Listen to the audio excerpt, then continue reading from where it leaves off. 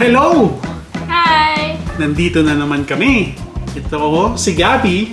Hi! At ako naman, si Daddy. Anong lulutuin natin today? So today we're going to make beef caldereta. A special one because we're gonna make it with cheese. Today we're going to make cheesy caldereta. So sa ingredients natin, what's this? Onion? Onions, tomatoes, I don't know what that is. Garlic. It's garlic. Carrots and potatoes. Potatoes, 2 pounds of beef, And tomato sauce.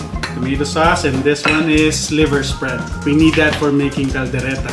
We also have black pepper and Cheese, that's Cheese. the special ingredient. We have soy sauce. that one is sugar, and we need a little bit of beef bouillon.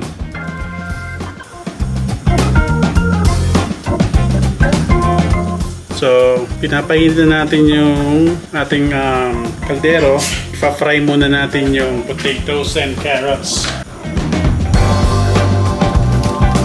So, prito lang natin siya hanggang medyo mag-brown yung ano niya, mga sides niya. And then, hahanguin din natin ulit. Ganon din yung sa carrots, pero unahin natin yung potato and then yung carrots natin ang susunod.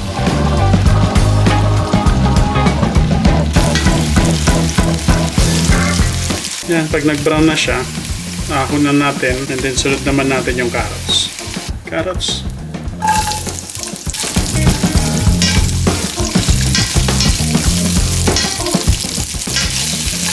Ayan, tatapos na. Hanguin na natin and then sunod na natin maggisa. Pasahalo na lang natin ulit sa huli. Dito na rin natin igigisa yung bawang sibuyas natin tsaka yung kamatis. Garlic. Tsaka onion. So, yun palang beef natin. Minarinate na natin yun sa kalamansi at soy sauce.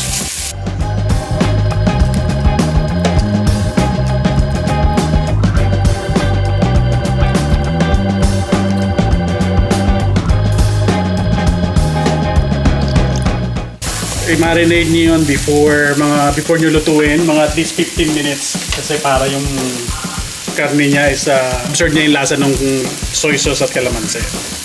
Nag-uumpisa na naman yung party dito sa kitchen namin. Mamatay-matay na naman yung ilaw.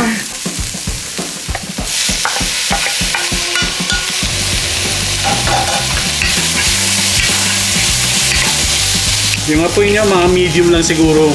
Lagyan na siya ng paminta at asin para umasa siya dito sa sa ginigisa. So, asin.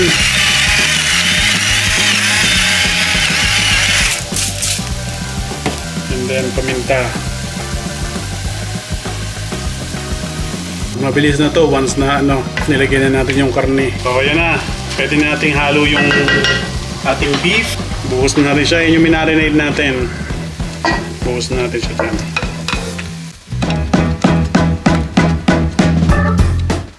Pwede nyo nalaksan yung apoy nyo pag nalagay nyo na yung karne. Mga medium high okay lang. Tapos saluhin natin.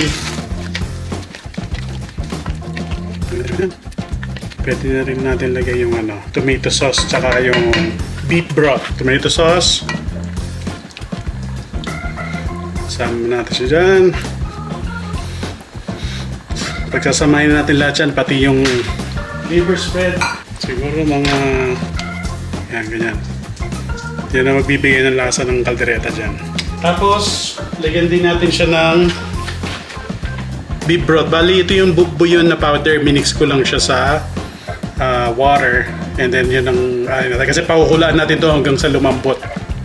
So, mix natin siya. Haluin natin siya hanggang sa lumambot. Takpan muna natin. Mga ilang oras. So, siguro mga an hour siguro to.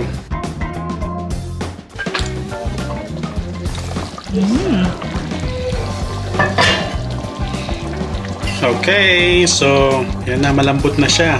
Pero huwag nyo masyadong palalambutin kasi madudurog yan pag super lambot. See, less than an hour lang na yung pinakuluan to, but the meat is tender already. Yeah. Pwede nating halo ngayon yung ating patatas at carrots. Halo natin yung cheese.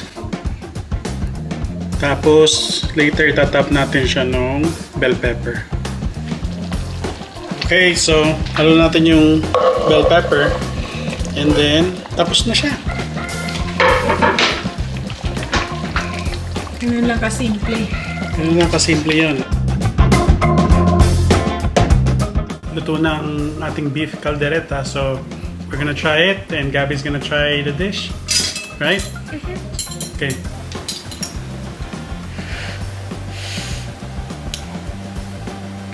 What do you think? That's really good. And then It's is really is the meat tender? It's juicy. What do you think of the sauce of cheesy? Yeah, it's good.